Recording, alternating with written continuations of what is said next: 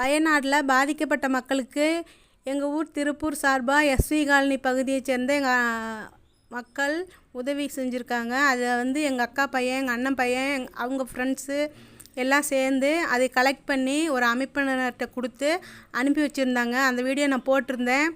இப்போ வந்து அதை கொண்டு போய் அங்கே இறக்குற காட்சி தான் நீங்கள் பார்த்துட்ருக்கீங்க. அங்கே இருக்கிற கேம்பில் கொண்டு போய் இறக்கிட்டுருக்காங்க.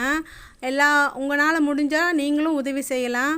திருப்பூர் பகுதி மட்டும் இல்லாமல் மற்ற ஊர்களிலிருந்தும் மனதுடையவர்கள் நிறைய ஹெல்ப் பண்ணியிருக்காங்க. அது எல்லாமே அந்த கேம்பில் தான் வந்து இறங்கியிருக்கு.